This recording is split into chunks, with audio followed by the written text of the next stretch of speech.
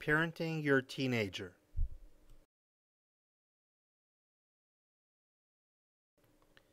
Parenting presents many joys, but also has its fair share of challenges. Oftentimes, parents feel they are performing a juggling act for all the many demands that they face.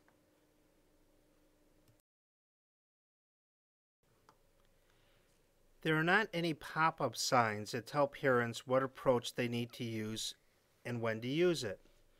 What works one day may not necessarily work the next.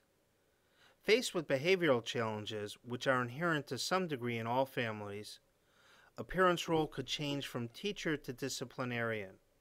A parent's job is helping youth internalize the adult world and dealing with frustration, disappointment, rules, as well as delaying gratification. Most families have established some sort of value system, either directly stated or implied. These values could include, but are not limited to, respect for authority, family, school, religion, and work. How these values are presented and carried out are unique to each family. For adolescents, these values most likely do not have the same significance for them as it does for the parents. You have different priorities. It is developmentally appropriate for them to view the world in living more for the moment. What becomes problematic is when parents get stuck expecting a youth to understand these values they're trying to convey before the youth are ready to understand them. Trying to get a 16-year-old to agree on the importance of keeping a curfew is not going to be effective. Getting him or her to understand the consequences of disobeying a curfew is a much more productive route to go. When children hear a parent spending a lot of time lecturing about a value, they tend to tune out. It is important to focus more on the choices youth have and the consequences that come with these choices. That doesn't mean we don't talk about values and the reason why it is important we have rules. However, there should be an understanding that the success lies more in what happens if these rules are not followed. Again, developmentally, they are just not there yet. For parents, being able to actively influence their children appears more limited as time goes on. In addressing behavior, emphasis should be placed on the 4 C's. Let's discuss these more. In communication, we're keeping an open dialogue with your child. This does not mean that all rules are negotiable. What it does mean is that you are listening to your child, not agreeing, but listening.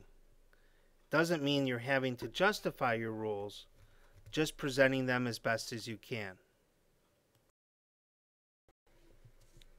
As we discussed before, knowing that there's a negative and positive consequence attached to decisions are excellent guiding points and motivation for teenagers.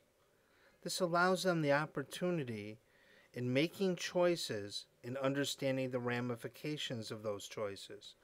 This is a very important developmental task for teenagers. These may not be all the choices that the youth may want, but they are still choices nonetheless. Be clear and specific in what you are presenting. If a youth is disrespectful and you present a consequence for that behavior, telling him or her that they are grounded for the weekend offers more clarity than they are grounded until they show more respect. Consequences should have a start and an end date to them as well. Consistency applies to rules as well as consequences. It is helpful if you put consequences down in writing. If consequences change from time to time, the adolescent may have problems with knowing what to expect. Think about this in the adult world. If rules or consequences kept changing, life could be pretty confusing.